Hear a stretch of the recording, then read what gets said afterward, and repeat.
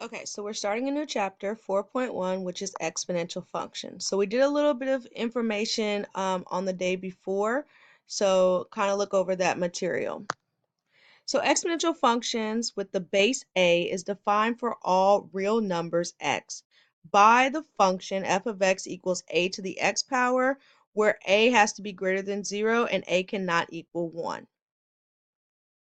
So let's look here at graphs of exponential functions. So the domain will always be negative infinity to infinity.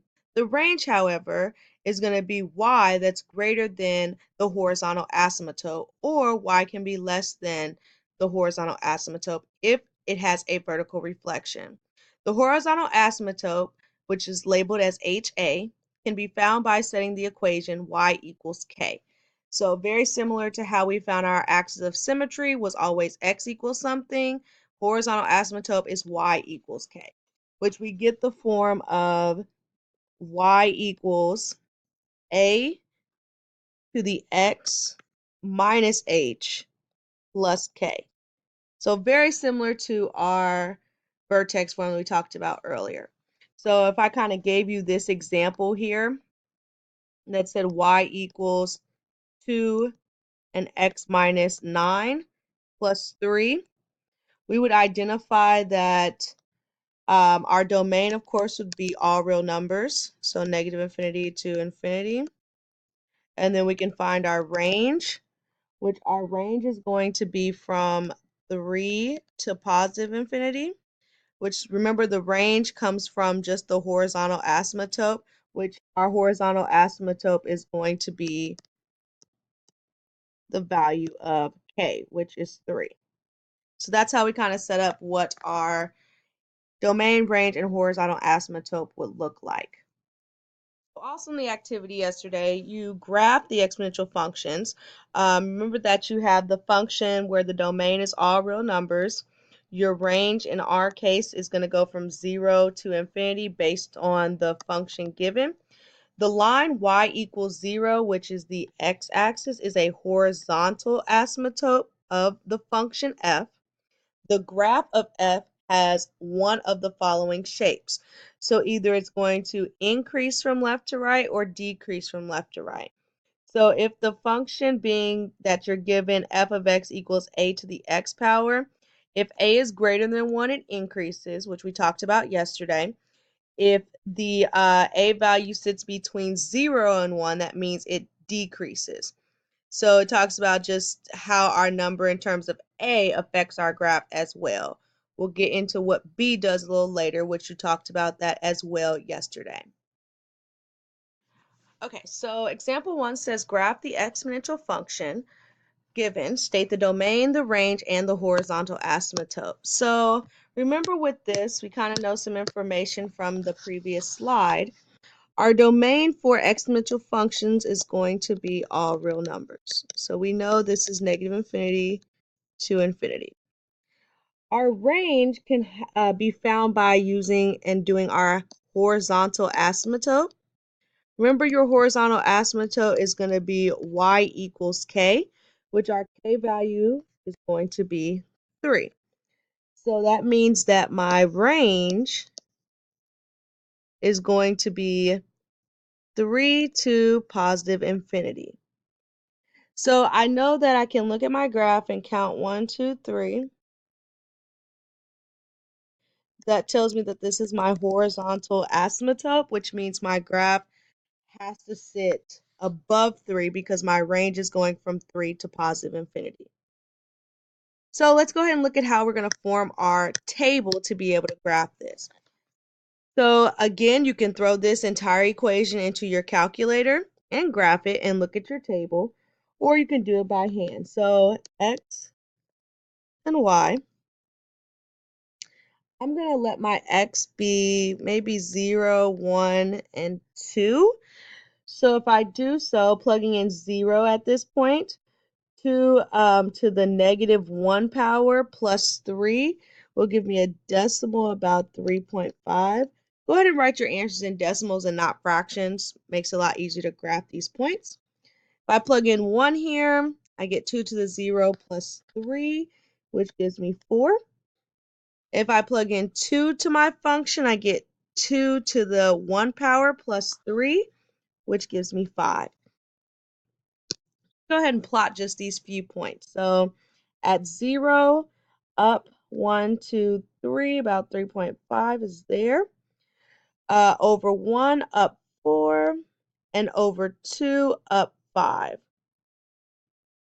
So my exponential graph is going to be increasing, so it's going to have some growth to it. Just a rough sketch of what your graph would look like. Okay, let's look at example 2. We have this function. We're asked to find the domain, range, and horizontal asymptote. So I can find my domain easily. My domain is all real numbers.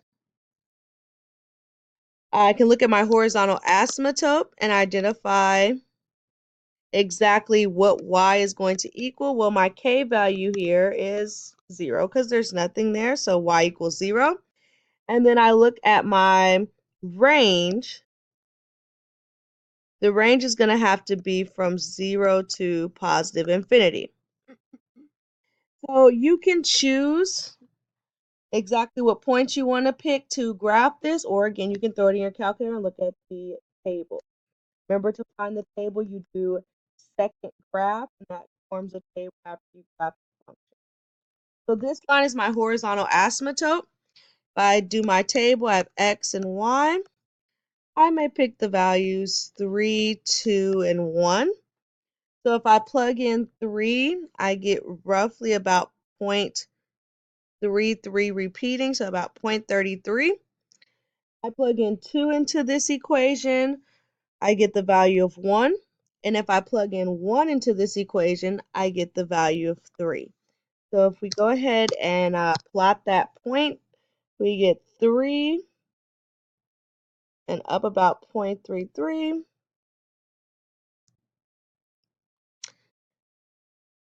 And then the value there at 2. Get 1, 2, we're up 1. And at 1, we're up 1, 2, 3. So it's got some type of decay going on. And again, check your calculator to make sure that your graph is correct when plotting it. Now let's solve exponential equations. So rewrite so both sides of the equation have the same base.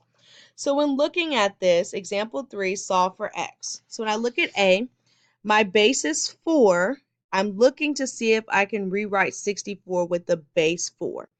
So I have 4 to the x equals, well, 4 to what power gives me 64 is going to be 3. So I can take the exponents and set them equal to each other because my bases are the same. So because these bases are the same, I can go ahead and set the exponents equal to each other and get x to equal 3. Part B, we're going to look at this one.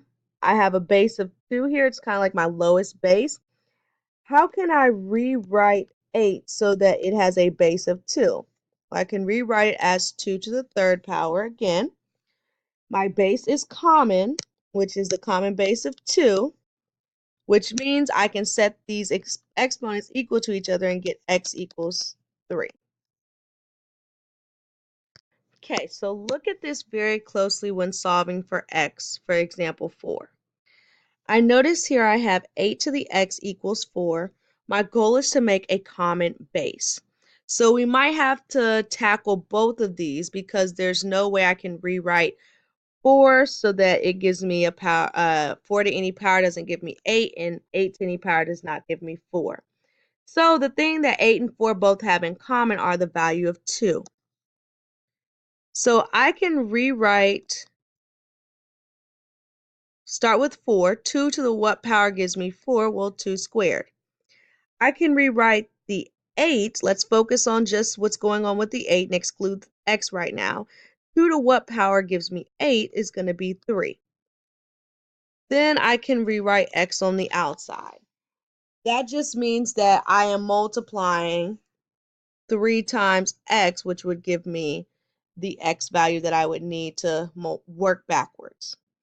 So at this point, I can go ahead and multiply these and get 2 to the 3x equals 2 squared. So I'm going to go ahead and multiply those. Now I have common bases, which is 2. So previously what we just did, we talked about how with the common bases, I can set them equal to each other. So I have 3x equals 2 for those exponents. Solve for x, so divide 3 on both sides, and you get x equals 2/3. Let's try the next one. Part B, it's a little different. We have a fraction which equals, a whole number of 25.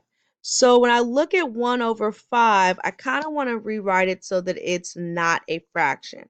So using my exponent rules that we talked about earlier, I can rewrite 1 over 5 as an exponent as 5 to the negative 1 power with x on the outside still. So only thing I really dealt with was the inside portion. So now let's look at the right side. So how can I rewrite 25 with the base of 5?